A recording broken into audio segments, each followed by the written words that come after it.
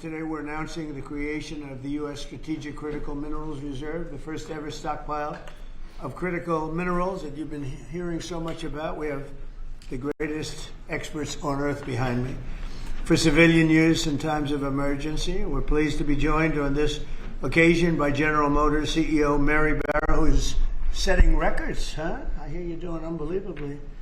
24 hours round the clock, your factories, and you're building brand new factories. Amazing.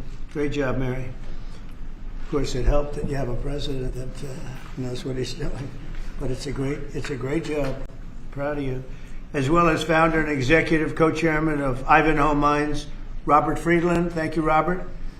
Thanks as well to Secretaries Marco Rubio, Scott Bessent, Doug Burgum, Howard Lutnick, and Export-Import Bank Chairman John Yovanovitch, along with Senator Bernie Moreno and Congressman French Hill and Bruce Westerman. Thank you all. Thank you, French. For years, American businesses have risked running out of critical minerals during market disruptions.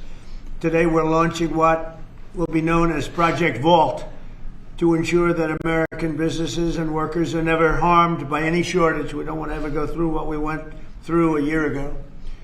Just as although it did work out. Thank you.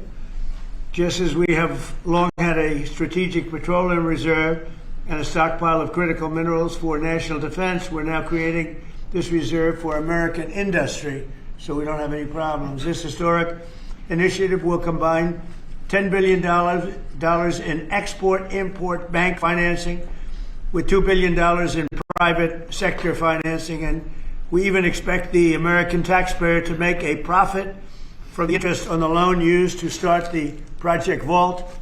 It's an amazing thing. They've been talking about it for years. Other presidents did a lot of talking, but they didn't do anything. Over the past year, my administration has taken extraordinary steps to make sure the United States has all of the critical minerals and rare earths that we need. We're investing in mining projects. We're expediting federal permitting. The federal permitting, and a lot of it is Lee Zeldin, who's been fantastic, but federal permitting is such a big deal. And we're doing that.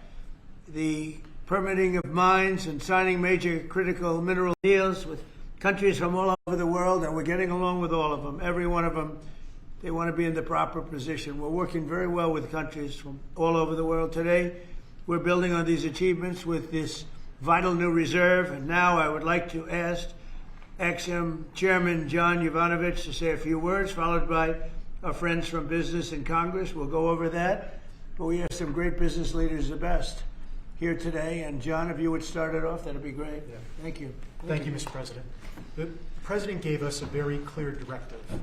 By clear directive, it was much more of an order for us to figure out how to, for the first time in American history, create a strategic critical minerals reserve in a way that would benefit the non-military manufacturing complex. And the challenge was enormous, not simply because it had never been done before, Mr. President, but we knew that you expected us to deliver in a big way, in a way that was scalable, in a way that was designed for long-term success, and in a way that would help revitalize our domestic mining industry.